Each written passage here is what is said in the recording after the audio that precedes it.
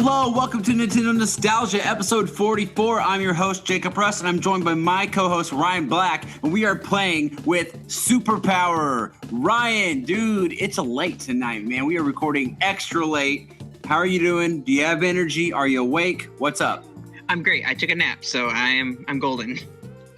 I didn't take a nap, but honestly, I have more energy than I typically do. I had a good day at work. It's a good day in general, man. I had a great workout. There's a reason we're recording so late tonight, everybody. And guys, that is because we really have a very, very special guest. It's an honor for us in Nintendo Nostalgia. Me personally, too, because we've already had one of them on. This is our second one. And they are, even though I got started through Sean and Bobby, they reached out and taught me how to do podcasting. The Nintendo Dads were my main podcast that I listened to. I wouldn't know who Bobby or Sean was if it wasn't for their show. Back when, I had one podcast on the list, it was them, and I listened to them every week, and it's just grown from there. So guys, everybody give it up for Justin Masson, all the way in Ireland. Awesome. Thanks very much. I like how your statement is. I almost now start to feel like the Nintendo Dads are Pokemon. You're trying to collect them all for your own episodes. But yeah, thanks very much for having me, guys. And obviously kind words, Jacob. Thanks for having us on the show. And just happy to be here. It's not super late for me. It's super early. It's about 4 a.m. my time. And I appreciate you guys flexing your schedule so I could get a little bit of extra sleep. Thanks very much for having me. This is great. Hey, we mentally prepared. We've been preparing for this for months. Well, I think I reached back out to you back in March or something like that. Yeah, I think it was just as I was getting ready to move, and I kind of felt like that was a little bit difficult to dwindle or spin all those plates at one time. So I'm glad you were able to flex your schedule. So I appreciate it. Oh, no problem, man. Not at all. I got that. I picked that up from you, actually. I know for Nintendo Dads, you book way out in advance, and I was like, you know what, might as well, right? It's smart, get them on the calendar. We do, and it's funny you mentioned Bobby and Sean. Bobby gives me a hard time about that booking, typically, because he'll be like, oh, can I come on the show? Or, hey, you're looking for an extra guest, and I'll be like, sorry, we're booked out for the next 3 months. So he usually gives me a pretty hard time about that, but yeah, it's great. You have to be very special, I guess, to get invited on the Nintendo Dads. You guys are like legendary. You say Pokemon, you're like the legendary Pokemon. Yeah, that's a very kind way of saying that. But you're going to be joining us back here in a couple of weeks too, as I recall. That's right, and I'm ready because that's going to be late for me, and it's a double header because it starts around the same time. I think it's Mount Central time is Mountain time. My Mountain time is starting at 9. Central time is 10. Eastern Standard Time is 11. So yeah, you're right on. Yeah, and it's a double header. So I'm excited and honored to be on again. I'm really excited. But well, guys, I don't want to waste any time because we had a lot of news drop today. So let's get into the news. Do it.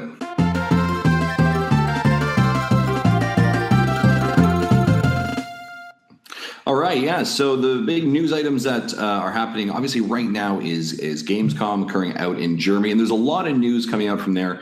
But I want to kind of select or lean into the news specifically as it relates to Nintendo. So one of the very first big things that I want to call everyone's attention to that's coming out of Gamescom is that Final Fantasy 15 has been heavily rumored by Square Enix to be wanting to be delivered or sent put on the Nintendo Switch. Now, they did not come up blatantly and say, we want for it to be on the Switch, but using their translator, they said, we would like for it to be on a system that sounds like Twitch. So I thought that was a nice kind of a tip to the hat there. Wow. So that's one of the first big things I'd say coming out of Germany. What do you guys think of that? Would you want to play Final Fantasy? Now, they obviously also mentioned they're doing a mobile version of it, kind of the chibi art style. What do you guys think? Do you guys think Final Fantasy 15 on the Nintendo Switch, would that interest you? Is that the place you want to be playing at? What do you guys think? I'm definitely all over that. Like I was kind of bothered that I couldn't play it on the go. I that's been my whole lifestyle lately. So being able to play this game that everybody's raving about, even my boss at work has played it, and they're not really a huge gamer, but they've played it and beat it. And so I'm like, I need to play this because I've heard it's such a good game. So I'm glad it's coming to the Switch, or potentially coming to anyway. Yeah. I have to say, one franchise that I've always wanted to get into, but never have because I'm just a Nintendo loyalist. I don't play PlayStation, I don't play Xbox.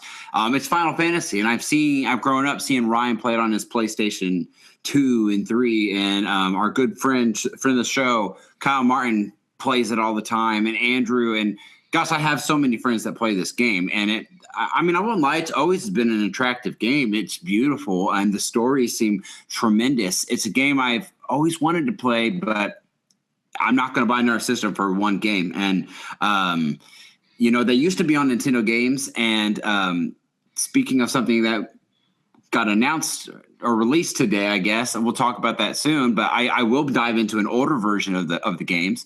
But it's something I really want to happen. Now, what worries me is as soon as, people start talking about this online, we have other people coming in and saying it's going to be this mobile version that they just announced because the Switch is like a tablet, and there have been some phone games being ported over to the Switch, which, I mean, if it's an awesome game, cool. But gosh, I want the real deal. I want what Xbox and what PlayStation gets, and I don't care if the graphics are a little less. Honestly, to me, it doesn't matter. Like, I don't, as long as the game doesn't crash and it looks good, I think I'm fine.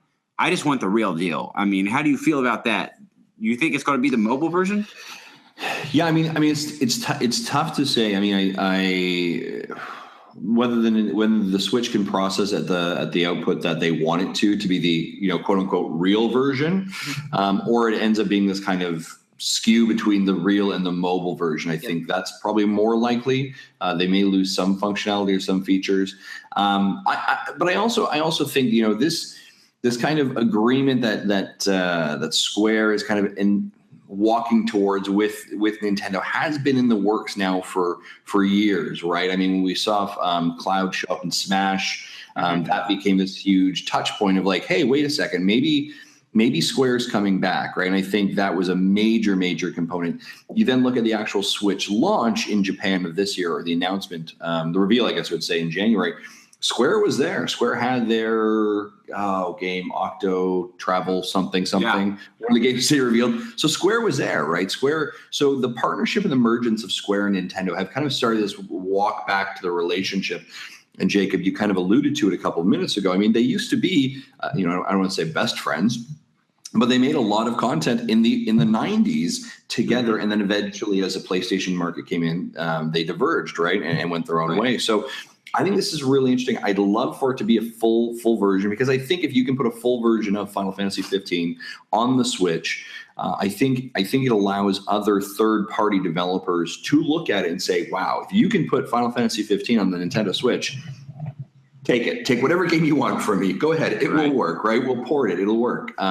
So I think that's an exciting spot, but we'll see what actually comes to fruition. So I'm stoked about it. Just the potential, the fact that it's even a conversation is exciting to me. So We'll see where it goes. But that's all we know for now. But Ryan, man, we had some interesting news pop up today for a little game you like to play. Yes, today some new ARMS info was released. Just a new character that they decided to bring out and show us. It's kind of a French setting. It's a French street setting of the stage that they showed off. And there was a bunch of like candy-looking clown fans standing around, and out pops this Lola Pop, this street performing clown that's all about candies. Has kind of like candy cane type arms. They're kind of like a pink and I would say like orange or a yellow or something like that, like kind of color motif, and like big poofy pants that can be puffed up, and they announced a couple new arms as well. There was a new shield arms. There was kind of, interestingly enough, there was kind of a combination of the what's the GUI arms and arm equipment that you often find. What is it called? It'll come to me. And then also you've got these nunchucks that you swing around. You can knock punches out of the air with them if you charge them up. and it's kind of interesting to see this new fighting arm style. I'm kind of curious to see how that shapes the game, and if that's going to be unlockable for other characters, or if that's just exclusively going to be for this character for now, and then see if they maybe unlock them for other characters after that. But I'm kind of curious to see that. What do you guys think? Have you seen Lollipop?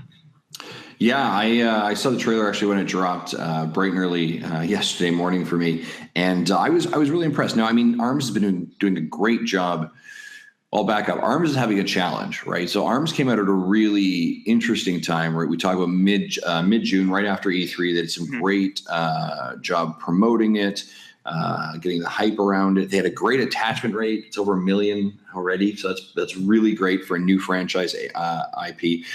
But what everyone said, and I think everyone from an outsider perspective looking in it, knowing the Nintendo industry, as we saw Splatoon 2 coming up, said this is going Splatoon 2 is basically going to cannibalize ARMS.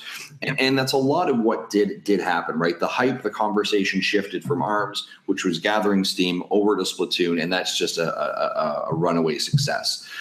Now, the interesting part that I love about ARMS is the fact that it's taking that model very similar to Splatoon of saying, we're going to roll out free content to you throughout the course of it. And this is interesting because this is the first, we knew Max Brass and he came in early July, but this is the first character we had no pre-knowledge of, other than the fact that we will provide you download our free characters. So I think this is really, great character design, really engaging. I think it's going to bring people back into back into ARMS to try out the level, try out the ARMS sets, try out the character. So that's a good conversation to begin. Now again, you don't want to diverge your audience too far, but that's where you want to be. I think it's really impressive. I think it's quite cute. I think my kids are going to like this character. It looks like a lot of fun. I'm excited for it. I just want ARMS to find its footing again, to be having events, to be having tournaments, to be rolling out more characters, more stages. But I think it's great, actually. Yeah, I think you're right. You hit it on the nail on the head there, Justin.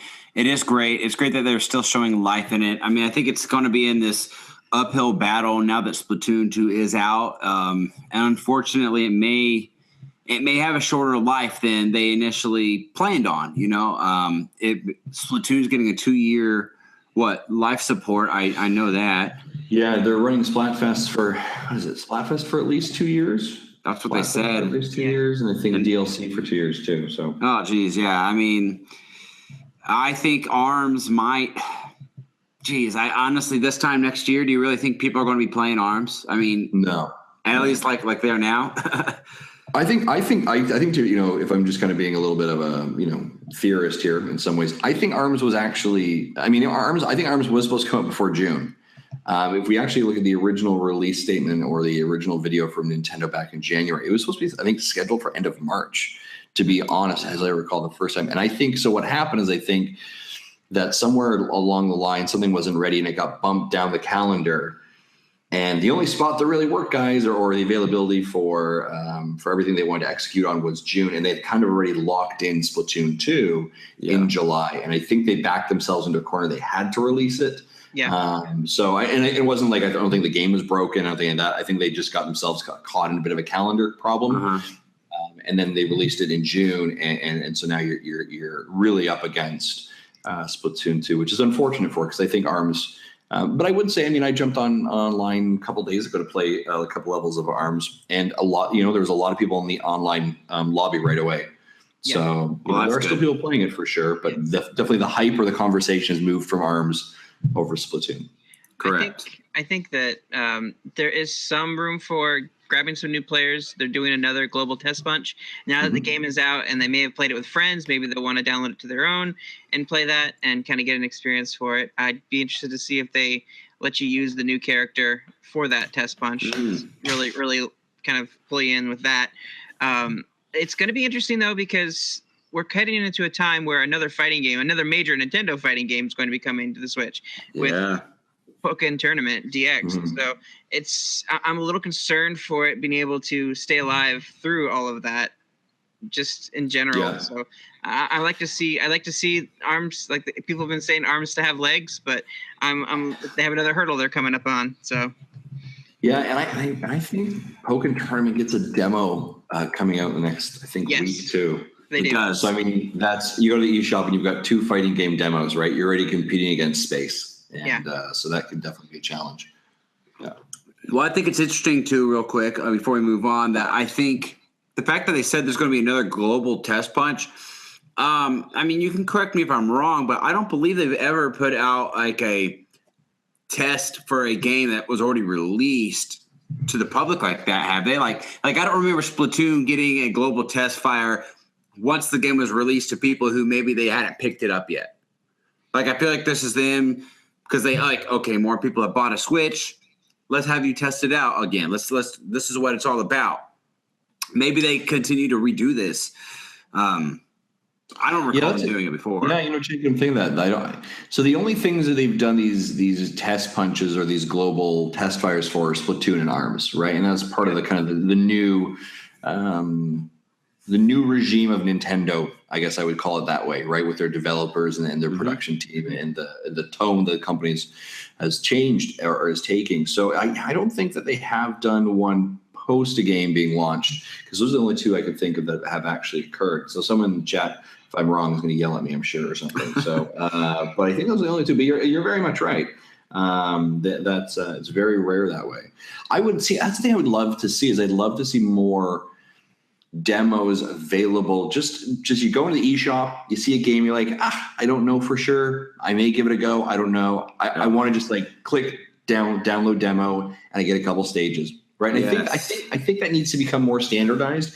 I appreciate that Nintendo, and I mean, you think of a game like Splatoon or ARMS, so central to online experience, right? But there is a standalone campaign for Splatoon, right? There's a standalone campaign-ish for ARMS. It's thin, but at least you get the dynamics of how does a game feel, what is control like, what are your characters. So you could do these light demos that don't require as much online functionality. Or, hey, by the way, it is a demo unit, and by the way, there are people who are currently online playing, why don't I just connect with them? And it may even say, like, I don't know, Ryan's user tag comes up and it says like a bracket, just like light or demo. You're right. Just so they get the experience of it, right? I mean, I would love for Nintendo, I'd love for all the publishers to do that a little bit more. There was a couple of games that launched that actually had that, but they've kind of weaned away from it over the last several months. So yeah, we do see a few more demos on the Japan eShop. So that's really, really thriving there. One thing that makes it easier for that is they did do the whole PayPal in different regions, so you can actually use your PayPal to pay for your foreign account games. So you could even demo that stuff and pick that stuff up.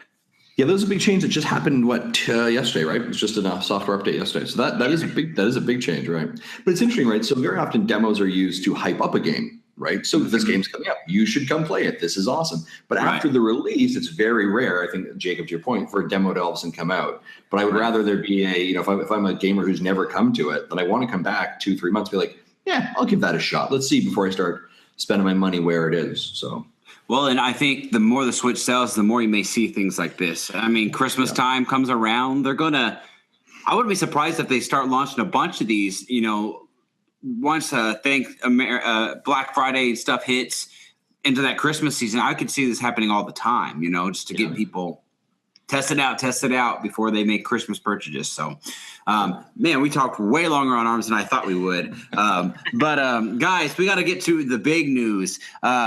So relating to what I said earlier about Final Fantasy, I'm going to be playing a lot of Final Fantasy, I believe, 3 on the SNES Classic because let me back up a little bit. This morning I woke up very sad because I was confirmed by Ryan actually in a group text message that Best Buy and Amazon released pre-orders for the SNES Classic at like 2 or 3 in the morning. And it's like, and they were sold out, instantly. And I'm like, are you kidding me? Like, come on. Like, that's not okay. Most normal people, 90% of the population is asleep.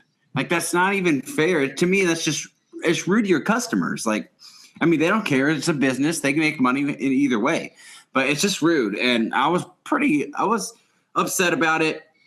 And then we were all kind of hoping and speculating maybe they'll release more. Maybe this was an accident. Maybe more companies like Walmart, Target, GameStop, whatever, going to release more. Well, as the day went on, it it all happened. And I apologize if some of our listeners have not gotten one, because I understand that frustration. It didn't help that Nintendo from Europe and America were releasing the trailers. These trailers are making me hyped, and at the same time really upset because I knew I don't have one of these things locked down. So it's kind of like teasing you, like, ooh, you want me, but can't have me. So it's thankfully I go to work, and when I'm at work, I can't have my phone on me. So I told Ryan ahead of time, like, hey man, get a hold of my wife if these come available. And I had informed my wife. And right before I started my shift at work, I had just called my wife instantly because I saw Wario64 tweet out, Walmart, this is not a drill, Walmart had released them. Go, go, go. So I called my wife immediately, and she got on there while I was on the phone with her, and she's like, saying, it's not there. It's not there. I'm like, well, he just tweeted it. So I kind of had to hang up on a cliffhanger, not knowing if she got one. And once I get off my shift, I get back to my phone of over 30 notifications on my phone. And come to find out, GameStop said you can go to select stores in stores. And I had just said this earlier, that this is how it should be done. You go to select stores and they'll do in-store pre-orders. Ryan was able to go to GameStop and pre-order 3. He got one for himself. And I know he picked one up for me and told my wife about it. So we got our SNES Classics. And that's why we're playing with Super Power, and we're stoked about it. So it was kind of a crazy day, and I was very happy to see that I had one locked down when I got off. So guys, take it away. Did you, Justin? Did you get a SNES Classic pre-ordered? Yeah, so now residing in the European, right, or in Europe, in Southern Ireland specifically, I was actually able to secure mine when it was originally released in June in Europe. Yeah, when they made the announcement, I went online to a local toy store. They had them pre-ordered, bang, done. That was it. Secured the whole 9 yards. And the European one is the Famicom version. So I've got the Famicom one, and so I'm really excited about that. So I had no issues with it. And actually it was interesting. So, I had gone online, secured it. I was like, because I'm hearing everybody else was like, I can't get one. What's going on in North America? I was like, shh, don't tell anybody. I've got mine. We're really quiet about this. Because we want to get one for the show because we knew the challenge it was last year. We assumed it'd be a big hassle again this year. So I had secured mine. And matter of fact, like about a week later, I'd gone down to like the GameStop here, and I'm looking around and the representative was really quite kind of like, hey, what are you looking at? I was looking at the Nintendo stuff. And they're like, just as an FYI, we also have pre-orders available for the SNES Classic. Would you like one of those as well? And I was like, sorry, hold on a second. You have pre-orders for it and you're not sold out? They're like, no, we can get you one right now if you want. I was like, nope, no, I'm okay. I've got mine. But I was like, so it's very interesting, the juxtaposition of challenges. But I would say, the time zone thing is always interesting. So I saw the releases go up at about 8 o'clock my time. So it's about 3 o'clock a.m., right, to your point. And we've got a line chat with all of our Nintendo Dad supporters. So I'm dropping in there. I'm like, hey, guys, Amazon's got it. Hey, guys, Best Buy's got it. Go, go, go, go. But everybody in my line chat is asleep at 2 a.m., so nobody's waking up. And then all of a sudden, so they do wake up and have a go at it. But I do think it's interesting that, so Nintendo, and I put this up on our YouTube channel, I did a little video about it. Nintendo actually updated their website specifically and listed 6 suppliers that you could do the pre-orders from. Yeah. I think this is the first time Nintendo's really done that. And I think it was great because Nintendo's being proactive. They'd heard everyone saying like, hey, we need to be able to secure these, right? We want them. This is a fiasco. So they basically said like, hey, here are the 6 places that you can go. We're going to allocate them stock. You need to sort it with them. So I thought that was a really interesting move for them. And then obviously then at the actual store level, right, whether it's Amazon, Best Buy, wherever, they then need to sort out themselves. But it was interesting. Nintendo kind of deflecting or transitioning some of the blame of stock to the actual other companies, saying they're doing your pre-orders, go get them, don't come to us. Nintendo needs to solve this, and they need to solve it through their own online store and portal that allows you to go directly through them. Yes. You can go directly through them and you can ship it. Interestingly enough, Nintendo UK actually has its own store online. And you can go and like I can go there right now and be like, oh, hey, there's 5 amiibo that I want. Add to basket and ship. And that's it. It's not just a digital storefront, but there's actual physical stuff. I think Nintendo needs to solve that. And I've seen a lot of stuff about scalpers, trying to grab a whole bunch as well, obviously. Ugh. And I know that we had a bunch of people in our line chat who were basically chasing the elusive SNES today. Marty, Estes, Callow, Phoenix, they were all kind of running around. But a lot of people kind of doing what you had to today, Ryan, to solve for. So it's been I feel bad for anyone who's hunting who hasn't got one, and just, don't give in to scalpers is my message on this idea. Yeah. I will say, I think that I know it's a fiasco right now and things are selling out like that, but guys, I saw a comment just randomly on, I think it was like Nintendo voice chat Facebook page, where someone said, remember, they're being snarky. They said, remember when Nintendo said that they've learned their lesson, that these would be easier to find? Well, the fact that they just sold out right away doesn't mean anything that they haven't learned their lesson. I mean, I think these are going to be a lot easier to find down the road. So, even though I was upset initially because I really want one, I was also telling myself, you know what, this is just the start. So if you don't get one locked down today, it's okay. You got to look at it realistically here. This is almost an entire month, I think, before the NES Classic was released. You couldn't even pre-order those in America. And I think Nintendo is giving out a lot more of these systems to – I think there's just a lot more you're going to find. I don't think it's going to be as hard. You got a longer time to get them. Are they a hot item? Of course. So it's not going to be as easy as it is for you, Justin. You could just walk in a store and just bubblegum on the shelf there, Yeah. But I think they have learned, and I think it is going to be easier to get. Yeah. I also do think that this is going to be a bigger seller than the SNES or the NES Classic. Yeah, because I think the SNES begins to fall into, so there's my generation that grew up on the NES and then transitioned to the SNES, and there's other generations, and I don't know if I'm dating myself when I ask, but you gentlemen may qualify as that was your first system, right? So the nostalgia I have for an NES, you probably have potentially for SNES if that was your first system. So there's some generational gaps there. If I'm the age of 35 and then you do some math on that, there's probably 20 to 25 year olds who are like, I grew up on the SNES. That's my jam. So everybody's jumping into it. Right. And it's got and the SNES's catalog, especially, and what they're offering, these are basically A1 hits out the gate every single time. Correct. Whereas the NES Classic, there was some bloating to it. Right. I felt like they just kind of slipped in some things for the sake of slipping it in.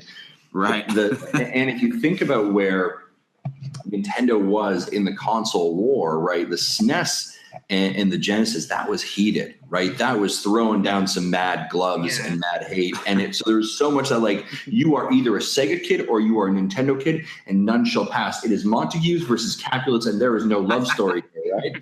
It is that anger that you had. And I think that so much of that feeds into that. So I think that's going to be a massive, massive component. And I also think if you look at Sonic Mania, a great example of, that just got re-released, right? And that's a nostalgia game. This plays in a nostalgia factor as well. So I do think that this is going to be hotter and harder to get. And I think you are going to see scalpers go higher on that. I am happy that Nintendo is saying we're trying to make it better. We recognize we made an error. But I just hope if people are getting it, they get. I was looking through the trailer again. You mentioned that release trailer, and the games they're releasing. I'm like, yeah, those are all hype. I want to play all of those right now. I want to sit down and play. I'm so excited. We're going to transition obviously to our game in a couple moments here, but I'm very excited to be sitting down in my living room here and playing it with my daughters for the first time as well in its format that I played it. And so there's so much nostalgia there as well. Now we'd be remiss in also mentioning for the SNES. Classic. The feature that they announced was the rewind feature. Did you guys hear about this? Brand new, yeah. I'm a little fuzzy on it. Don't do this at home. I was trying to watch a YouTube video and drive to work at the same time about it. Not the smartest thing to do, but so I'm kind of a little confused, but I think I get it. Why don't you explain that to us? Yeah, so it basically sounds like you can actually, using 4 different kind of slots, rewind time for up to a minute. So potentially you've died, you fall off an area, you can kind of rewind yourself and kind of pick up from there. So it's making its accessibility a little bit easier, I guess, for individual. But it feels a little bit like cheat and cheating. Well, I think some of the classic frustrations I had dealing with games was part of those. Well, let's be honest. I mean, gamers today, kids today, they can't game the way we can. You know, we grew up on the hard stuff. There was no internet, and there was no, you could just hop on and watch a YouTube video. Back then, we had to learn ourselves. So I don't think they can really handle playing with this kind of power. No, the callous thumbs, and squeezing the button so hard that you start to hear cracking around the side of the controller. Correct. So I've got a story. Lay it on me, man. So yes, I woke up this morning and saw that I had missed out. I was pretty bummed about the whole, Best Buy, Amazon thing. I was like, you know what? But there's other stores going to happen. So I got off work at noon, and so I was kind of like monitoring. Like, you know what? I'm just going to get in my car. I'm going to drive just a short way over to my parents. I'll grab some lunch there, and I'll continue to monitor. And that short few minutes that I took to drive from work to my parents, it had gone up on another site and had sold out. And I was like, no, I was just driving. I was so frustrated. It's madness. And then it popped up again it was Target. And so I go on Target, I add it to my cart, and I go to check out. And my cart says I have 3 items in my cart. I owe $256, and I had zero SNES Classics in my cart. Like, when I go to check out, like, it would have this error. I'm like, what is going on? Why can't I get this thing? So I was so frustrated, because this is about the time I messaged Becca. I was like, Becca, you need to get on Target right now. And I guess Becca got a little further than I did, and just got in that, like, loading line and didn't end up getting one. And so, like, oh, well, still there's always GameStop, and I was expecting them to drop some news on Friday because they were kind of teasing some stuff. But then I looked at my phone and it said GameStop is doing pre-orders online, and I started to go online and they said, also, never mind, it's only in stores. And so, like, I was making spam. I was flipping spam, and that notification happened. I threw the spatula, turned off the stove, and, like, dashed out the door. And, like, I was driving like 50 miles an hour on it and just trying to get there. So I pull in and like, how many do you have? And they're like, well, we have 3 left. And I'm like, I need to get all 3 of those. Wow. The fact they let you get all 3 is actually quite impressive. Well, what I did was because Jacob has an account, I made sure he had his on his account, and he'll come in and pay that. And then I did one on my wife's account, which is actually going to be going to our other co-host, Tom. And then I've got mine secured on my account. So that's how I was able to do that. Did you have to pay the $25 per system right then and there? Yes. Okay. All right. So you put 20. I guess I owe you $25. Okay, that's what you're telling me. Okay. All right. Well, thank you. Way to bring it up. Yeah. Yeah, that's an icebreaker there. Well, no, I think that's funny because I can imagine you just running out the door with like an apron and chef hat on, to just jumping in your car in the middle of cooking a meal. And you got back, and your parents' house was burned down because you didn't turn the burner off. But hey, it doesn't matter because you can buy that house by selling these SNES Classics at a high bargain, I guess. So, well, cool. Well, guys, I know we could talk a long time about this, and I don't want to make anyone who didn't get one feel really bad. So, we're going. Let's segue in real fast. Guys, what have we been playing? I just have to know. Mine will be quick and easy. I'll tell you right now. I actually, because of my newer job, I have not played that much. I have just played Donkey Kong Country, Donkey Kong Country 2, and Donkey Kong Land 2 the past 2 weeks. And I guess I jump in maybe a little bit on Splatoon 2, but I mean, come on, like Splatoon or Donkey Kong. I mean, you can't. It's unmatched. Donkey Kong every day. Donkey Kong Country. So that's me. Ryan, what about you? I had Gen Con this weekend, so I didn't do a lot of video gaming, but I did do a little bit of Sonic in the waiting lines. So I did Sonic Mania. It was a lot of fun. I'm really enjoying that game just for the nostalgia's sake, and also the surprises where they threw new things in here and there. Nothing's kind of rubbed me the wrong way. I've liked the soundtrack. I've liked just the little nuanced things they did to change some things, and yeah, I'm really enjoying the experience. So I can't really think of anything else I've been playing. I may have gotten on earlier on Splatoon, but mostly Sonic and single player experience. So, Justin? All right. Yeah, I've just been playing Splatoon 2. My kids love that. They love, they'll play it with me whenever they can. We kind of swap turns back and forth. My youngest is playing on behalf of my oldest online to get her to level 10 to play ranked. So that's real sister love, is what that is. Sacrificing her own time. That's but funny. yeah, and I've been really tempted to pull that trigger on Sonic Mania, but I haven't, and I don't know if it's because of the early 90s war and the playground battles that occurred, but Don't do it. I'm leaving it for now. But I hear good things about Sonic Mania, so that's good to hear.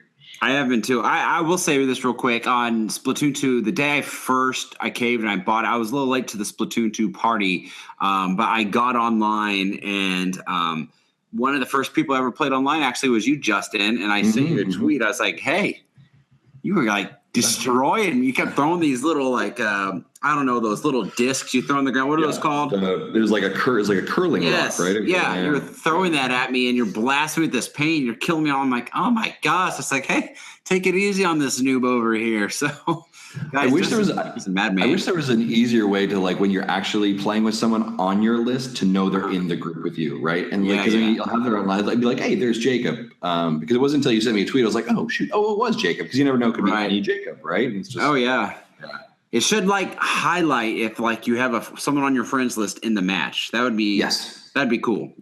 Yeah, like a little star or something. Something that hopefully they can come. So yeah, cool, guys. That's what we've been playing. Well, guys, we made the announcement on last week's episode, and the original episode, what the heck, that just disappeared on us.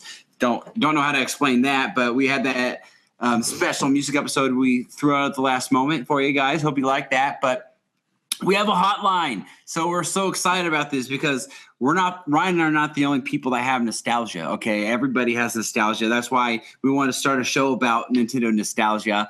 But we have some hotline phone calls, not a ton, but we're going to play them here live on the air for you. And we're going to just talk about them here. So let me pull them up here and we'll have a quick listen before we get into the topic of the show. Hello, what's up, guys? This is Clay from the podcast Strictly 64. I've never called into the show before, but I am a listener. Just wanted to call and say that you guys are doing a great job. Love the show. I noticed that you guys were going to be talking about Donkey Kong Country. Hopefully this voicemail doesn't hit you too late. I had to call in because Donkey Kong Country is my all-time favorite game. Hands down. It's my favorite. I have so much nostalgia with it. I recognize that there might be better games out there, but in my eyes, there will be no better game ever than Donkey Kong Country. There's so much I could say, and I know I don't have a lot of time. But yeah, it's such a great platformer. The fluidity of it, the fact that you just move through the levels, and I think the difficulty's at a perfect level, whereas I think the sequel, a lot of people think that Donkey Kong Country 2 is better. I feel like the sequel is a little bit too hard at times, and I feel like Donkey Kong Country, the original, just keeps such a fair but challenging difficulty that really pushes you, but also doesn't, stop you or hang you up for a really long period of time. It's just so good. The music is amazing. The people that worked on it, I know there was multiple composers. They all did such an amazing job with it. And I'm trying to think what else. I mean, this game gave us Diddy Kong, which is pretty awesome. The developers, Rare, are one of my favorite game developers out there. And this really set the bar for them and really put them on the map. So even for that reason, I think this game is monumental because it really set them apart from a lot of other studios. So anyway, I could talk about this forever, but this is like the one game that I've bought multiple times on pretty much every version of Virtual Console. I think my favorite being on the 3DS, actually. I have it on my 3DS XL, and it looks and handles really well on there. And so if you haven't played it on there, I highly recommend it. It's pretty great. So anyway, guys, thanks so much. Hopefully I caught you before you recorded. If not, you can just wrap this and cheers. Bye. Thank you for the call, Clay. Yeah, man. You know what? It's no secret on the show that I am a huge Rare fan, and I love the Nintendo Rare Days. I think out of the indie podcast groups that we're part of, I mean, I don't know. I might call bragging rights. I think I might be the big Nintendo Rare combo. I mean, that's my childhood more than anything. Before I was even into Metroid Hardcore or Zelda, I mean, it was Donkey Kong Country, Diddy Kong Racing, Banjo-Kazooie, all those games. They're deep. That's my nostalgia, and it's that company, and I long for those those style of games to come to Nintendo. And no, thank you for the call, man. Donkey Kong Country is phenomenal. We're going to talk a lot about it here soon. But let's go ahead, and we got a couple calls. Let's go ahead and listen to listen to the rest of them. Hey guys, it's Tom. I know you probably thought you weren't going to have me on the show this week, but I figured I'd give it a shot, especially since you're talking about good old Donkey Kong Country, all-time classic. I just wanted to tell you guys a fun story I have associated with Donkey Kong Country. So sit right back and let old man Tom spin you a yarn about Donkey Kong Country. My brother and I were playing through, doing a little back and forth co-op, against each other. He would go and then I would go, and we got to the minecart madness, the impossibly difficult minecart jumps and all that stuff. And we were having a time of it. And eventually I was able to get through it, so I was pretty pumped. And normally my brother couldn't get through it until he saw me do it. So I got through, so naturally it was his turn to get through it, see how I beat it. And during that time, I had my controller sat down, and something was bugging me in my nose. So I decided to go ahead and, go for it up there, right? My dad always taught me that they can't pay the rent, kick them out. So I started picking up there in my nose and, fishing what I needed to fish. And about that time, my brother finished the level and threw his arms up in excitement and joy and cheer. And when he did, it connected with my elbow, which, if you're playing along at home, is connected to my wrist, which is connected to my finger, and shoved my finger well up into my nasal cavity, causing a rush of blood. And I think I touched my brain that day. I can't confirm, but I think I touched my brain. So anyway, that's one of my favorite Donkey Kong Country memories, is my brother drilling my own finger into my nasal cavity, causing copious amounts of blood. Other than that, Donkey Kong Country, great game. Love it. I'll talk to you guys later.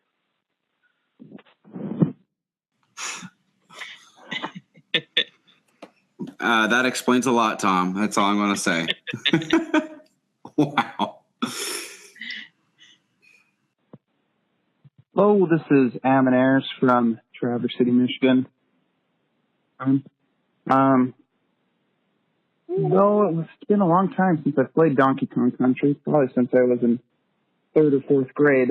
I can't recall too much of it, except that I had a lot of fun and that I beat it. But one of the most important things I remember about it is how much fun I had playing it with my cousin Josh, and how it brought us closer together as cousins and friends. It's just a really special game that's always held a good place in my heart, and that's what I have to say about it. Thanks, guys. Have a wonderful day. Bye. All right. Thank you for the call. We really appreciate you calling in, and just love hearing your story along with everyone else's. And here's the next phone call. Hi. This is Mr. Kevin Rule.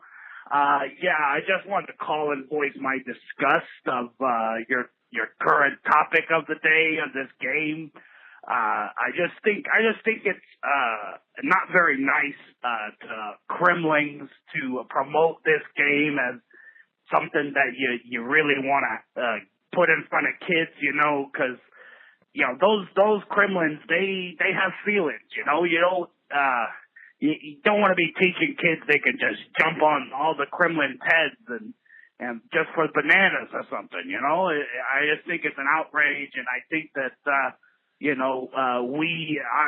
they are not something to be jumped on, and really this Donkey Kong guy, he's a real bad guy, all right? He's a real bad guy. It's called Donkey Kong Country, right? It's not even his country. I mean, I don't know. Maybe King K. Rool, he was coming in just to say hi. You don't know that. You don't know what he was trying to do. I just think that maybe that, promoting this game and saying that it's great is saying that it's okay to, kick out strangers from your country or something. I don't think that's a right thing to teach kids, and I just don't think you guys should like this game. Okay, bye. Wow. Well, that was a very, I think it said, that was K. Rool, wasn't it? Kavita. Maybe it was K. Rool under disguise. And I can understand why you have hate for Donkey Kong. Wow. So that was an interesting call there.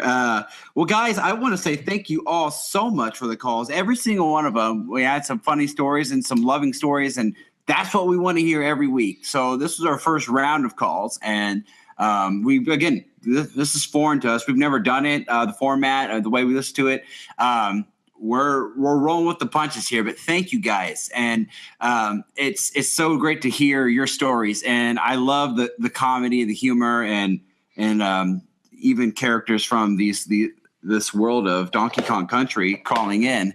And I'm sorry that you feel that way about Mr. DK, but I have to say, I think he's the good guy here. So with that said, guys, I think it's time to actually get into the topic of the week, and that is Donkey Kong Country.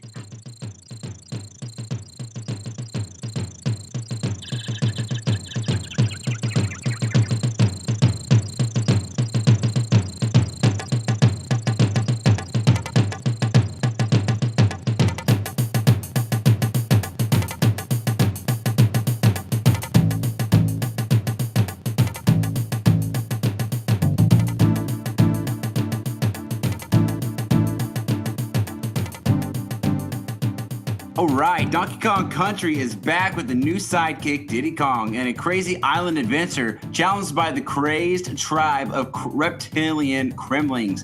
They endeavored to get back their stolen banana horde. Armed with lightning-quick moves, chest-pounding muscle, and awesome aerial acrobatics, our duo is ready to face their cunning adversaries with the help of Donkey Kong's quirky family and his wild animal mounts. They squabble and scamper their way through unending monkey mayhem. Oh, yeah, baby. That is the back of the SNES Classic cartridge box of Donkey Kong Country. That's what, if you still have your cartridge box, the game came in, you can read that awesome description of the game right there.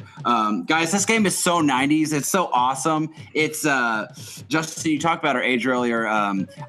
My first experiences with Donkey Kong Country, I didn't have a SNES actually, and regular listeners of the show, I've said that a couple times. The NES, I grew up with the NES. I was born and we had a NES. But my parents also I had 3 older brothers and 1 little sister. So there were 5 of us. So getting a new Nintendo console was not an easy thing to come by in our household. So before I talk about my Donkey Kong Country story, Justin, you're our guest. I want you to go ahead, lay it on us, man. You're on this show for a reason because you have Donkey Kong has a special place in your heart. Yeah, Donkey Kong Country for me is, I think, probably one of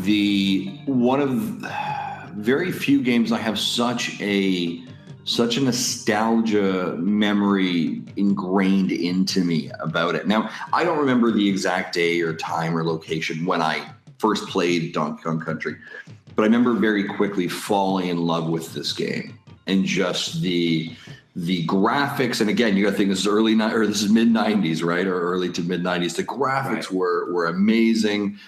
It's got the 2D side-scrolling aspects of like the Metroid and Mega Man, where it's hard, it's precision-based, right? There's this fun kind of character along with it. This smaller little guy who has some different abilities. And it was just it was a game at the time that just grabbed me right away. And some of my fondest memories, you talk about that, either passing the controller or the 2-player functionality of it, was sitting at home on the couch with my mom playing it at nights. My mom was a single parent. It was just her and I in the house. I didn't have any brothers or sisters, but I remember the amount of nights sitting beside my mom playing Donkey Kong Country on the couch together. And this is funny. Again, this is way before the Wii, but I have such a fresh memory of going to the mine cart level. And going through the mine cart level, it's precision jumping. And every single time she would pull her controller up as if it was a Wii remote to make it jump. And like 9 times out of 10, that thing would pull right out of the controller, like but it was so, and she would just kind of like put herself in this, like, do this all the time. Yes. And I would howl and I would laugh, and it was some of the funnest times I had. And so Donkey Kong Country there's this part, and I invested hard into Donkey Kong Country. I want to think now. I know it came out in November of 1994. I have it right here, November 21st, 1994. It was released in America. Yeah, I want to think. I don't think I got it for Christmas. I could be wrong, but this is a game I remember saving up and buying myself. I remember saving up my own money and buying. I remember maybe renting it several times beforehand when you could rent video games at like a store and go down and do this. Yeah. I probably went in and rented so many times I probably could have purchased it at that point. But I remember getting it, and actually also getting at the time a T-shirt that came with it, a Donkey Kong T-shirt, and it was a wraparound T-shirt, so it's like front and back, and it's Donkey Kong barreling through like this green jungle, like corner. It said Donkey Kong Country, and I was like, "This is my favorite shirt. This is an amazing shirt." The material was absolutely horrible, like it's scratched. Like it was like cheaply made, but it's my favorite shirt. I'd wear it to school. But we had a dog at that time, and the dog's name was actually Yoshi. And it was like a really wound up, just a lot of energy dog. I remember one day it jumped up and it bit at me, and it bit the T-shirt. Oh, no. Like it bit the corner of the T-shirt. And then as gravity would, the dog falls with its teeth in my shirt, and it just tears this hole all the way down, tip to toe of my shirt. And I was so angry and just heartbroken. But Donkey Kong Country was also one of the first games I think I ever got a player's guide to. Okay. Because I was like, oh, Donkey Kong Country, I will buy that. I will pick that up. I will do whatever I want with it. And I remember sitting there, like, trying to finish a level and trying to find all the Kong pieces, all of the bananas, everything. And then you're like, I'm missing something. And then looking through, you're like, oh, that's where the secret, that's where that banana is. I need to drop down there. And so it was just a fascination I had with Donkey Kong Country. I truly believe that it is one of the. It's in my top 3 SNES. Now, not in my top 3. I believe it should be in any top 3 SNES games. But for me, it's like the top SNES game of all time. But the other thing, that's my fascination with it. But the other interesting thing is just how important Donkey Kong Country is when you step back and look at it from the pinnacle point of where Nintendo was and the history associated with it. Mm-hmm. Right? Think about it. They took Donkey Kong, a character that no one had, like, was not a headliner in any way. He was in like Jumpman, right? He was associated with that. And in early 90s, they hand the character over to a new development company that Nintendo just purchases and say, have a bit of a go at it. And in a lot of ways, they essentially made a new IP, which is Donkey Kong Country, or Donkey Kong as we know it now. And it became a massive hit. And they're also ingrained in that moment in time with the battle with Sega, right? And in a lot of ways, a lot of people actually attribute Nintendo to winning the battle with Sega with the SNES based on the success of Donkey Kong Country, because of just the timing of it. And obviously there's the spin-offs that occurred from it. Like Donkey Kong Country and the relationship with Rare, you mentioned that earlier, from a historical nostalgia perspective and the history of Nintendo is critically important to a point that I think we sometimes forget how important that is. Because if you think about it, the model that we see now for Donkey Kong, in all the Donkey Kong games, whether it's the actual games he's in, whether it's Mario Kart, Smash, whatever, that is the modeling that we were given back in 1994 that now he's progressed and transitioned through, right? Big, bulky, lumbering. He's got the red tie, right? Like these characters now became, I mean, Diddy Kong, right? Now just became part of Diddy Kong's just here, as if Diddy Kong had been here the entire time, but in actuality, he wasn't, right? It was just the way they brought him in, and the entire Kong family as well. So it is one of my absolute favorite games. It's kind of like comfort food, right? You go back to it, and I know you've mentioned this before, of like just constantly playing it whatever you want, but there is something comforting about it. It is a challenging game. It goes back to that like unforgivingness at times, right? You talked a little bit about like the rewind feature, the kids nowadays statements, right? but you didn't have the internet. You had to be better at something. You had to be a better platformer, right? Some of those barrel shots between some of the floating spikes, right? Oh my gosh. The minecart jumps, right? I mean, there's so much in there that you had to be good at. You had to, and the encouragement of exploration, right? Using bananas to, there may be something down there. I'm not 100% sure I'm going to fall, right? Like all of this took a lot of work, and it's just very comforting. The enemies were challenging, right? The bosses were difficult. It was a game that by the moment it was done, you're like, I don't want it to be done, but it's done.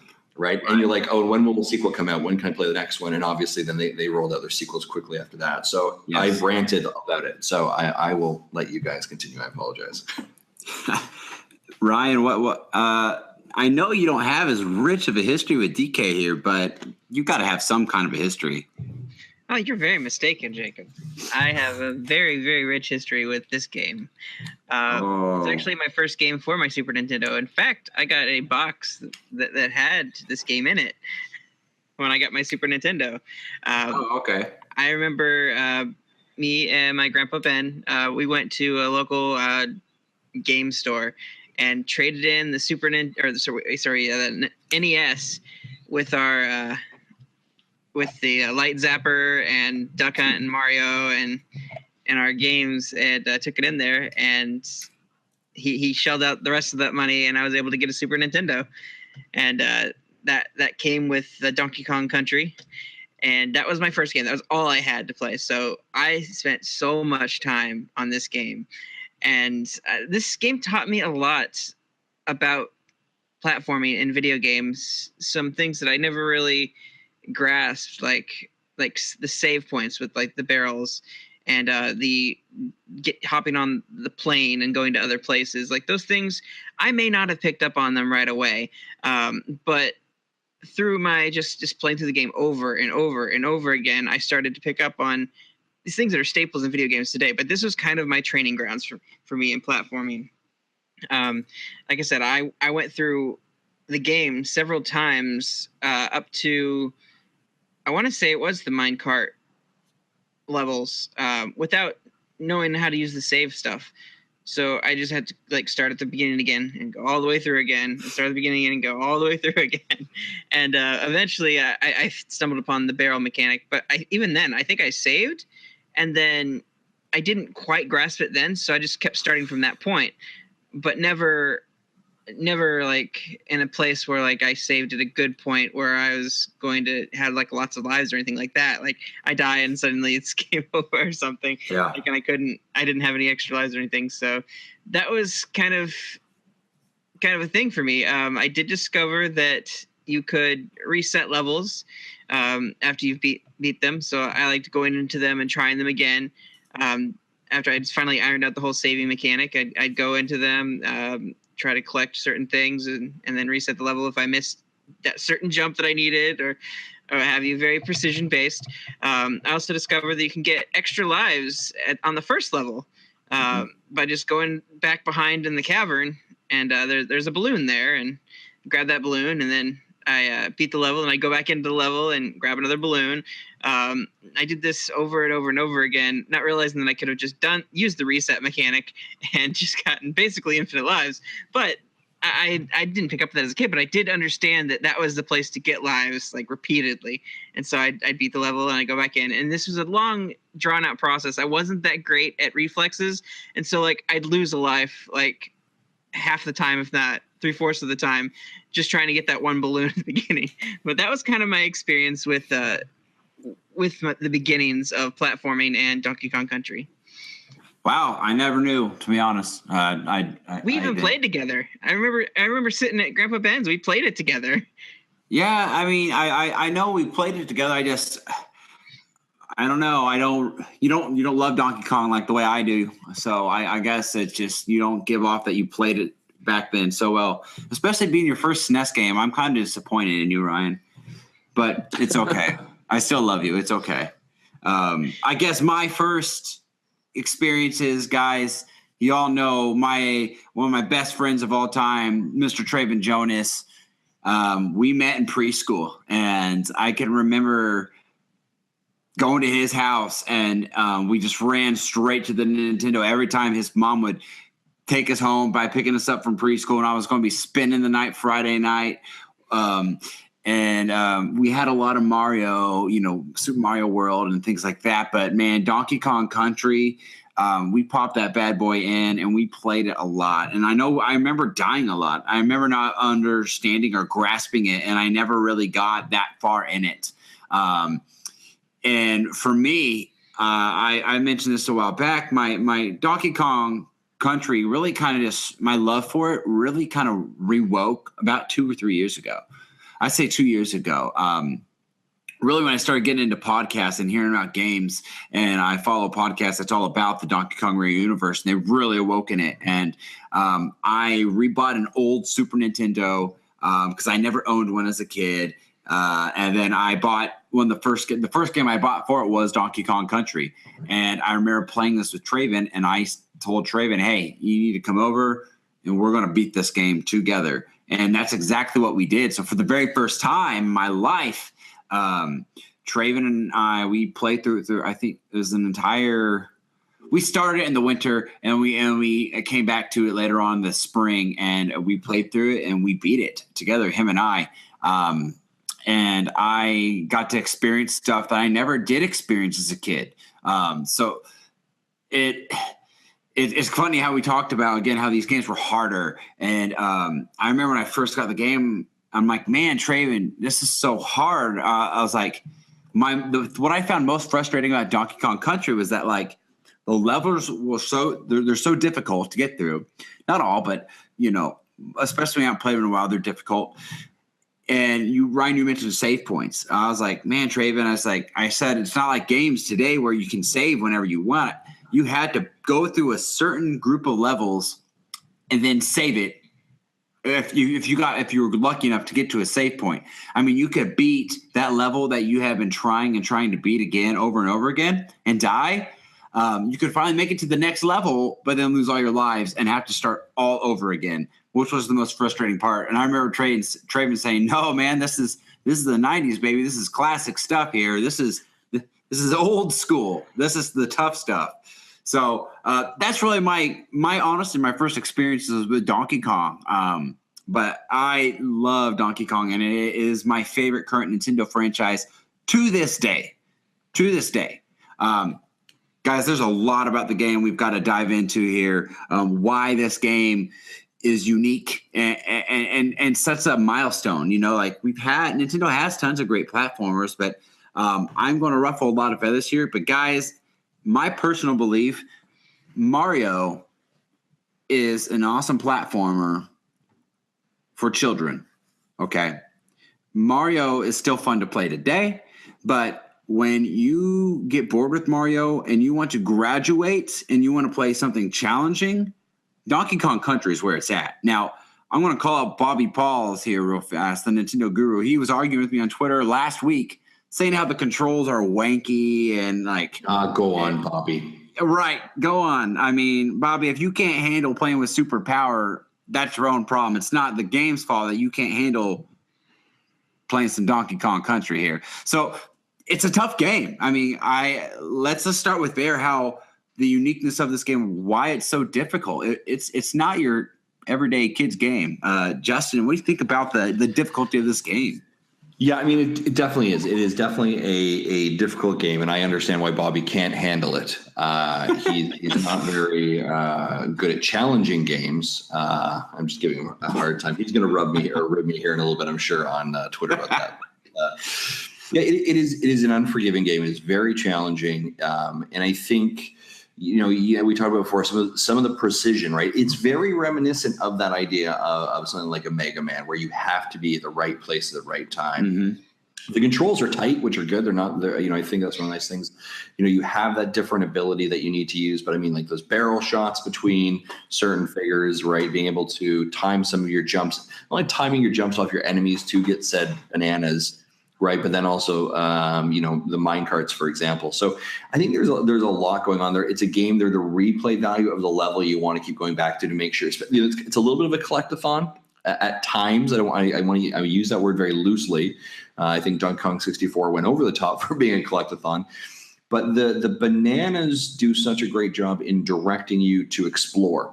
Yeah. Right. And the game does a great job of showing you, hey, this may be a cave here. You should throw something or smash into it to see what's there. And every once in a while, the glimmer of a banana, perhaps at the bottom of a screen at a drop, like a falling off stage. And you're like, there's a banana. And you just take this like leap of faith. Right. So it does a really great job, especially in the use of the bananas, to direct you through the level of where you need to go, which any game design it should do that well. Now, I think where Bobby may be discussing some of those challenges, I think obviously, we talk about Donkey Kong Tropical Freeze. That's a challenging game, right? That is a hard as nails game. And I think sometimes that there's this kind of like residual like rub off to the back of like, oh, Donkey Kong Country was really hard too. And it's like, it's not as hard, but I think that's how it gets clumped in this kind of like way is I think people mistake the entire franchise as being super challenging. Even Donkey Kong Country 2 was quite more challenging than Donkey Kong Country, the original, right? Yeah. So they've had this varying degree of challenging, but it is a game that you have to get good at. Like that's kind of the way it works. It's funny that we say Donkey Kong Country 2 is harder because I honestly found it to be easier than Donkey Kong Country. Mm-hmm. I found myself dying a lot more in Donkey Kong Country when I replayed the games just this past year. Because in 2, you get Dixie Kong, and I know we're not talking about 2 here tonight, but you have a lot more control with Dixie in her hair, that helicopter atmosphere. You can kind of like hover where you want to land. I just found that I was in more control with those characters, whereas Donkey Kong in the first game, he's big and he's burly and he's kind of he feels a little bit more clumsy to me, I guess, when I play with him. I don't feel as confident, like you say, kind of take a leap of faith. When I jump with Donkey Kong, I'm taking a leap of faith that he's getting enough oomph to jump over to that far cliff. And sometimes you need a Diddy Kong is the good balance where he's kind of smaller and you can use him, I feel, more in control and tighter to speed off and make a bigger jump if need be. Back to your point though, Donkey Kong Country has always stayed true to that promise of being a tough platformer from the SNES days to today. And honestly, Donkey Kong Country, guys, you say you die a lot, and this is just something I've come to accept, that when one plays Donkey Kong Country, one's going to die a bajillion times before you beat the game, before you beat a level. I mean, that it's all about trial and error. You die, and more than anything, Justin, you said it's kind of a collectathon. Well, I think this really was the first dive that a Nintendo game really like went into collectathon that had meaning to collect things instead of it just being some coins like in Mario. You had to collect, you spell out Kong, and you had extra hidden levels. We saw hidden levels in Mario World, but Donkey Kong Country had hidden levels in almost every single level. And that was how you percented the game. If you went 100% the game, you had to do every single bonus level, and you had to complete it. And, I mean, it got even so tricky as that there are bonus levels in bonus levels that you don't expect that. They're curveballs, and Rare really threw a lot at you with this game. I think, going back to your statement of like you would die a lot, but I do think one of the things that Donkey Kong Country does really quite well at, as opposed to I think other games, is that even though you die, the level design is good enough to make you say, "Hey, I'm not going to quit. I can go back in this." Right. And it feels like it is possible to complete it, right, in a way that's encouraging for a player as opposed to being defeating for a player, right? Because we've all entered levels that someone, you get beat up a little bit, you're gonna lose a couple lives, but you're like, but I can finish it. And you progressively learn as you're going through the level how to do it. Yeah. Donkey Kong Country does that really quite well. Where other games you'd be like, I don't know what I'm doing wrong. And then you begin to think like maybe I just can't do it. And it actually feels like it's a barrier to entry to games. Donkey Kong Country, and I think it's because of the way that Nintendo, although, Nintendo Rare had so much to do with it, and this was not. This is interesting because this was not directed by Shigeru Miyamoto either, right? So this is a little bit different. But Nintendo's hand is on it in enough ways that they want to make it appealing, make it accessible, and not too challenging. So it has that Nintendo flavor. But the other thing I would say about it is it's also got a little bit of that attitude. Right, Donkey Kong is a little bit of a character with a bit of an attitude, right? He's like you said, he's burly, he's loud. This is a little bit of the combat that Nintendo was trying to go against during the whole Sega scene, right? And he's kind of cool. He's kind of like, hey, I'm loud, I got a tie. You blue hedgehog thing, move, right? Like you can kind of you can feel like there was this. It was Nintendo starting to try and combat character personas as well, right? Of like, hey, we've got someone who's cool as well, kind of you're off the grid. So I don't know, that's a bit of a rant there, but it's you're absolutely right, and I'm glad you bring that up because Donkey Kong, for the time when he came out, he was a response to Sega because at the time Sonic was, I'm cool and I'm fast and I gotta go, and I'm not a kid's character. I'm for the teenagers, forget Mario. And I just said it, leave him for the kids, even though he's not really just for kids. I still love Mario to this day. But back then, that was the persona they gave off. Well, so what do? They bring in Donkey Kong to help out Mario with realistic looking graphics. We talk about realistic. I mean, today it's not realistic, but back then the graphics were mind blowing for this 3D game. rendering, yeah. 3D rendering, and it's insane of what they were accomplished on a system that just a few years earlier you saw Super Mario World. It was nothing anyone had ever seen in the gaming world. Yeah, and that's another reason why this game is so unique. Ryan, chime in on this, Sega kid. I know you played some Sega, but you also played Nintendo.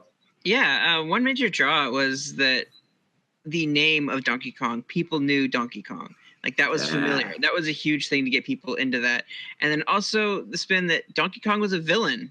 Like now he's a hero, and he's doing his own thing, and he has this new little partner. I really liked that mechanic. Like I knew who Donkey Kong was. Everybody knows who Donkey Kong is, and so like I can play as him and run around in the jungle. That's really cool. I really like this idea, and I never really pitted him against Sonic necessarily personally, but I did like a lot of the kind of slower elements. Now that being said, I was the one to always make sure that Donkey Kong was killed, so I just had Diddy Kong to work with. I couldn't stand the slowness of Donkey Kong, though. I know he's helpful against some stronger enemies because he's just a bigger character. But yeah, I really, really love this. And I think the thing that really draws me into the world was the music. Ooh, baby. And all the sounds and everything were integrated so well. Like if you stand idle for a while, you'll see Donkey Kong like beat his chest, but you hear that like his cry, and you hear it like echoing in the background as it fades out. And that thing was a very, very cool thing. Like the soundtrack for me is a very kind of almost like forlorn and kind of mystical sound. It's very ambient. That's the word, yes, ambient. And like I feel like everything kind of meshed together well to give you that experience. It wasn't this happy-go-lucky like happy fun time. It was kind of a serious buckle down and you can do this, and it's a challenge, and you felt challenged by the music itself. You felt drawn in by that. That was something that was really unique with that. I'm glad you bring up the music because, I mean, everyone knows I love to listen to video game music. David Wise is the most popular one from the Donkey Kong franchise. He made the most iconic songs. This game did have 3 composers, David Wise, Evelyn Fisher, and Robin Beelan. But no, you're right. This is what I love about Donkey Kong, okay? Donkey Kong Country was all the Donkey Kong games, the stories, I love the stories because they're complete trash, all right? Okay, I mean, K. Rool, if you read the boxes, he stole the banana horde, and Donkey Kong's mad that his banana's gone. Donkey mad, banana gone. So he goes and he tries to get his bananas back. It's not save the princess. It's not stop genocide from happening, and the animals of Donkey Kong's country are going to be imprisoned by these crocodile people. It's no, I just want my bananas back. But with the humor of this game, I mean, it's so silly and witty. They gave you the tone that this game was so serious, and that's what I love about it. Like all the Donkey Kong music, like aquatic ambience. It's one of the most beautiful video game songs I've ever heard in my life. Still to this day, I love to listen to it. And it's all for a game with such a trash, goofy story. That's what I love about it. I'm glad you brought the music. I mean, Justin, do you listen to the music? Do you just do you have this on your iPod and you just listen to it regularly? I don't have it on my iPod, but I when I do play it, I very rarely, like when I'm playing a mobile game, especially like on the go, my DS or something, I listen to the music. I'm usually on an airplane or something. But this is a game that the moment I'm playing it, the earbuds are in, the music is all the way up, and I will just kind of at times, like if I'm flying, I do a lot of that. I'll just kind of put the DS down there and just kind of like just let it go for a little bit, right? And you're like, right. Yeah, and it feels, and I mentioned before, that comfort food, it feels homey. And I think, music, visuals, smell, all these things can bring back so many memories. And that's part of those ingrained memories as well. So, it's just amazingly well done soundtrack. As I recall, I want to think here, back when the game came out, again, far too old for use, but you could actually, I think from Nintendo, order the soundtrack. Yeah, you could actually, in the Nintendo Power, there was like a magazine that you could actually order stuff, and like you'd send them, like you'd have to talk to your mom and dad and like get like them to write a check for like $30, and you could mail out this check, and it would go to like Washington State, and then eventually you just hope that a CD would show up to your house, and it was long before they had MP3s or ripping it. I'm shocked it wasn't a cassette, but I do remember part of that kind of package of information. But yeah. Oh yeah, that's so funny, guys. There's some other key things to this game I want to talk about. We were introduced to animals based in. We had just gone through this revolution of Mario riding a dinosaur with Yoshi. Okay, but we have animal buddies, and here's why I like Donkey Kong again. He takes Rare and in general, that company. They had their own self competition with Nintendo. Nintendo would come out with one thing, then Rare would come out with something else that was just like it but better, in my opinion. So Nintendo has Super Mario World, but then Nintendo comes out with the more mature, realistic Donkey Kong Country. And as a matter of fact, fun fact, we've talked about this on our Super Mario World 2 episode, Yoshi's Island. It's been quoted from the team over in Japan that Shigeru Miyamoto took it personal that everyone thought Mario was for kids, and Rare's Donkey Kong game was better than his Mario game. I mean, that was the buzz at the time. So they set out to make a game that would be better than Donkey Kong Country, which ironically they make a game about a baby on a Yoshi, which the baby art style, which made it wasn't so adult looking, but so that's still a fantastic game to this day. But the animal buddies it took it a step further than just Yoshi. Yoshi's a dinosaur that can eat things, and I guess some of them, they have different effects. But you have Rambi. Well, I got him pulled up here, actually. We'll talk about I'll just say – go ahead. It's interesting, you know, when you think about it in you know, as we kind of play against the Mario theme of that as well, right? Like if you think about the animal buddies, they're very much kind of the and I think the point you're making, the counterpoint to the Tanuki suit, the frog suit, right, all the other suits, but because I mean, it's essentially what it is. You know, Rambi the Rhino, his point is to break things, right? So you can almost picture a Mario stone breaking thing, some kind of function. Right. Espresso the ostrich, Angarde the swordfish, Winky the frog, and Squawk the parrot. Right? They're all, you know, either swim, jump, fly kind of mentality, right? These all feels like these would have been suits associated with Mario, right? That's a good point. But instead their vehicle, right? Which I think becomes interesting. It also makes you feel like you have more allies, if you would, in this story against King K. Rool, right? And I always enjoyed them.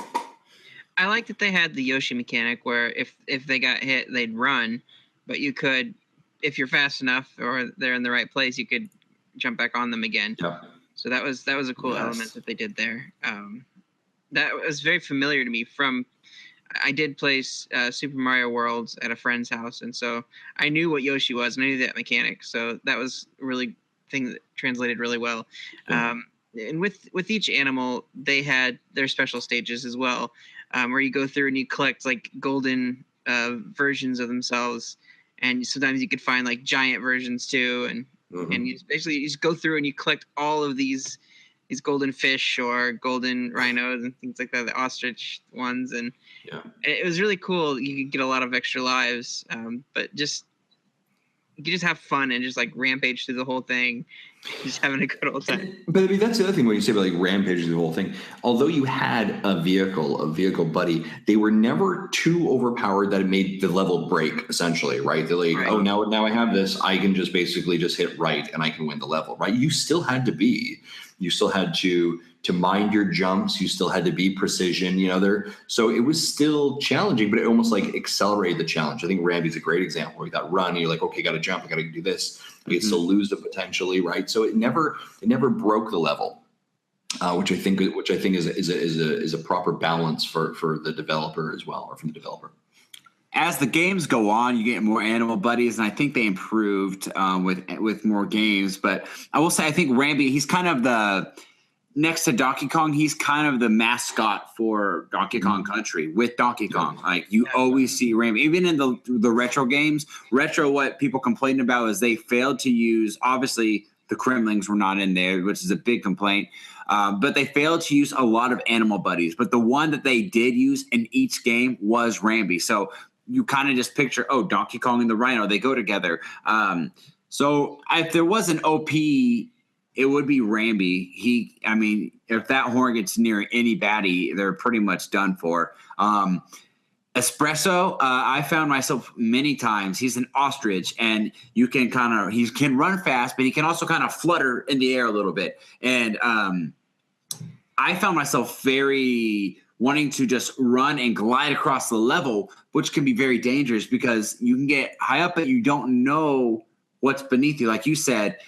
So there's still flaws. You can still get hit when you're on him, and he's just kind of you're not fully in control with him. Unguard the swordfish, he's great when you can hit your enemies, but he's not always reliable too. Squawks the parrot he's probably next to Rambi as the most popular buddy, because he's in I think in just about every Donkey Kong game. But in this game, he just held a flashlight, which was a cool gimmick mechanic for a level where it'd be pitch black, but you had a little parrot flying behind you with a flashlight to kind of show you what was right in front of you. And then Winky the frog, well, honestly, he just sucked. He was not very good. So I never could control him. And I think the creators even said that he was like an atrocious creature to try to tame to use. Well, you could never precisely. I would think that like I got this big frog that I can like bounce on enemies, and like it was never precise. You'd get hit, and then he goes hopping along off the stage, and it mess you up. He was very difficult to control. It was the way his model was. with how his legs did the springing and the jumping. Yeah, I kind of likened it a lot to why I don't like the frog suit in Super Mario World, or Super Mario 3. I kind of liken those two. They have that kind of like you kind of hop along, but then like if you're trying to do some precise platforming, he's just a really big frog, and so you have to catch it just right on the sprite. And oftentimes I would find even then, like I'd go to spring off something, but because I wasn't in the right position, like I didn't get that extra boosted jump, or I fell off and things. So it was like you were a big animal, but you had small platforms to work with, and there was very little room for error there, and you had to be in the exact right place, and you had to be positioned at the right time too, because of how he walks funny. So. I'm hearing a little bit of what I would call Bobby Paul's level of whining about the difficulty of that level from you there. Oh, shots fired. I don't know. I really do like. I'm just giving you a hard time. I do like the frog, but definitely not my favorite. Yeah. No, there's just cap on the animal buddies. It was just really cool to kind of see them, because if you think about it, the Kremlings are invading Donkey Kong Island, and Donkey Kong basically uses his friends and natives on the island to help fight off enemies. It's not just monkeys. So they came together for a good cause, I guess. I wanted to talk about the bosses as we start to round out the show here. So in the first world, you have Very Naughty. He's just a beaver, and he's a massive beaver if you have played this game.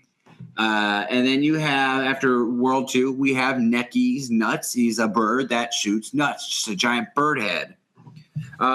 Bumblebee Rumble would become after World 3, who's a giant, massive bee that'll hurt you if he stings you. And then really naughty Rampage is just naughty again, but he's really naughty this time, apparently. And then after that, we're going to have, this is so clever, Boss Dumb Drum. It's literally just a drum that drops off regular enemies in the game. So that's a very simple boss. And then Necky's Revenge. Necky comes back, and he's faster and meaner than ever. But then that I talk about the bosses because I think most of the bosses can be pretty simple to figure out. Okay? And the game is kind of ironic. The levels are difficult, but the bosses themselves of each world were not that difficult. It's like maybe 5 to 7 bops on the head and they're done. Yeah. But what I like about this game was that once you get off DK Island, and I talked about it in our first music episode, my favorite song on the whole soundtrack is the Gangplank Galleon. You go on to King K. Rool's ship. You don't know what he looks like, and you fought tons of Kremlings, and he's the bad Kremling of them all, the king, and he's just offshore on this ship that you see offshore throughout the whole game as you go up the island. So when we jumped on the ship, I thought the ship initially was going to be another world, and you got to play through levels, but it actually throws you right into the final fight, which was shocking to me. It was scary. It's like, whoa, okay, I'm not really ready for this. Like, I didn't realize that this was the final fight. So you fight. Once you get on there, you can even see Donkey Kong Island where you've been the whole time. It's in the background now of the ship, which I thought was a cool little thing to throw in there. But the bosses don't prepare you for what King K. Rool is, because King K. Rool, he increases as the level goes on, and it's a lot more than just 5 simple hits and he's done. Justin, you beat this game as a kid, correct? Yep. How difficult was this final fight for you? Yeah, I mean, you think back as a kid. I mean, it was probably at my heyday of precision 2D platforming, right? Probably at that age, anyways. But I remember being stumped at. I remember being challenged. I remember, sweat. Your palms sweating, right? And you're putting on the controller. You're kind of rubbing your hands out and making sure that you're kind of ready and fresh for the next fight. So I remember being very challenging. But at the same time, a good level end boss has to be challenging enough that it feels rewarding enough. Yes. Right. And feels that there is this kind of climax of a story and of an event. And that, like, when you put down your console, you're like, you start to see those end credits roll. You're like, yeah, I did this. I'm good right now. I can go to the playground and I can tell everybody how awesome I was at Donkey Kong Country. And that would be the story that you tell, right? That would be it. Hey, what'd you do this weekend? Or what'd you do tonight? I went home and I beat Donkey Kong Country. Did you do it? Because, man, that boss is super hard. You have to do this, this, and this, right? So that'd be kind of like your badge of honor. There's no gamer score. There's no tag. That was kind of it back then, right? So, but I do remember them being very hard, right? And of course, you'd come into any of these bosses and you'd watch the patterning, right? And this is when the enemy patterns were very apparent, right? You'd be like, okay, that's what they do. Taking up a lot of the cues from the SNES as well with some of the enemies, right? But you kind of had to like watch, okay, I need to jump on this. I need to be aware. But the enemies were so big as well on the screen. Like they were massive. So that when you walked in, you felt intimidated by it. Like you felt like you were very small. And Donkey Kong's quite a large character, but you still felt small in this realm that it almost feels like you can't beat them, but yet you are able to. So again, it's a nice balance between kind of challenging a gamer to do something as well. So it is a bit unsettling to go from larger than life bosses to something that's about your size. Mm-hmm. And you kind of get a bit of an underestimate. You kind of underestimate it there. It really is a surprise to go up against him. And for me, I got to him as a kid and I beat him the first round through. And I remember going through the credits and I was Spoilers. like, I just laughed at the credits because I thought that was just the funny thing about it. And it got to the end of him and I had already set the controller down. I was celebrating and it kind of comes back in and he's back and he's fighting. You're like, oh, this must be just like an extra boss fight at the end. I beat the game, I just counted that as me beating the game, and I didn't revisit that until I was much older to actually fully beat it. But I was like, that was good enough. I beat it, right? It's so frustrating because I remember when Traven and I just played this, like I said, about a year and a half ago, and like it took us a while to just figure out the mechanics, his rhythm, like you said, Justin, to figure out how they play. And because it goes in stages, and we finally thought we beat him. And then it goes right back to him, and he picks up, and it's like rampage mode because he starts jumping at you, and he hasn't done this at all, and it's so quick, and you don't have time to think. And if you don't know what you're doing, like you get screwed. That's what's so frustrating about Donkey Kong is that it took you forever just to get to this point to figure him out. And then there's a part 2 to the fight, and then he kills you, and then you have to start all over again. It was so frustrating to me.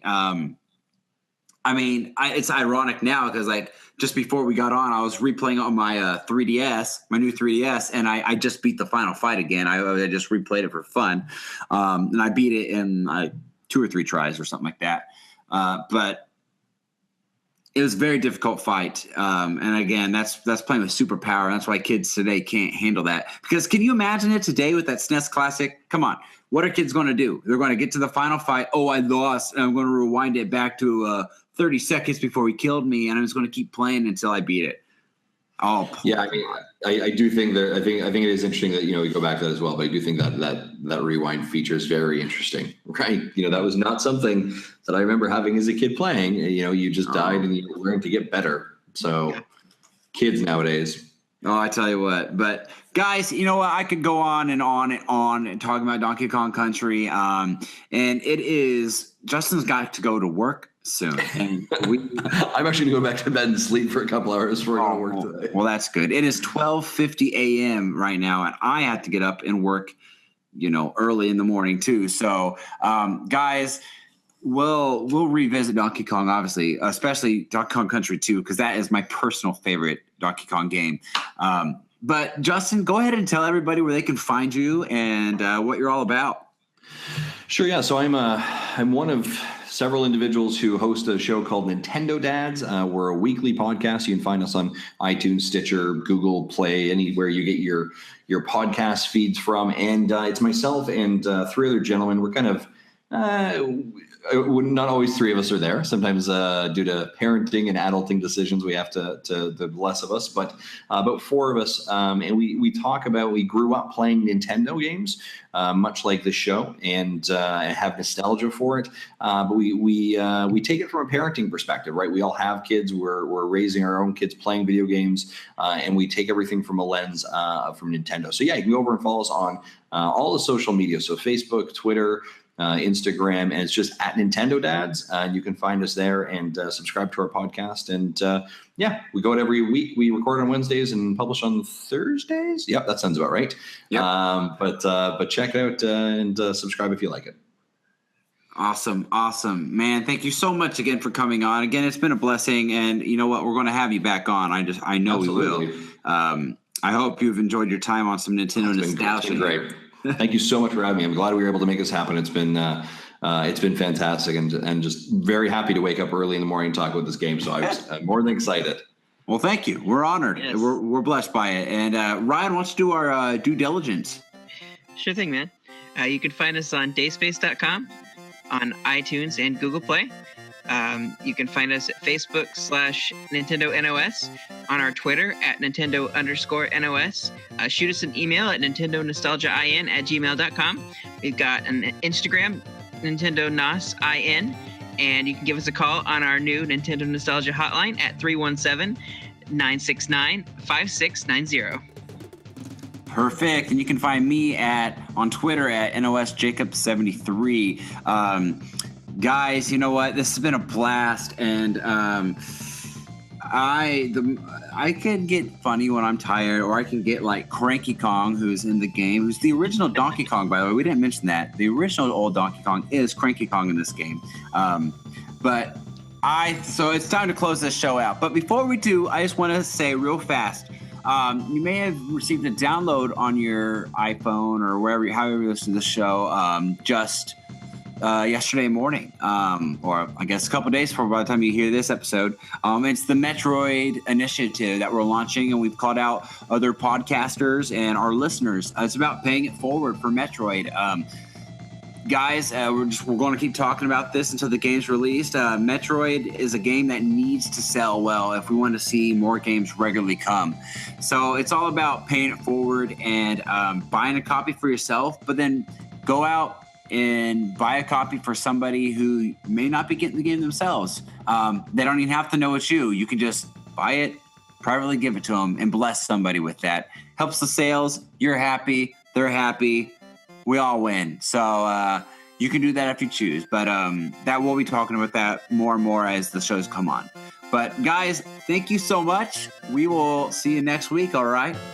Bye. Catch you later.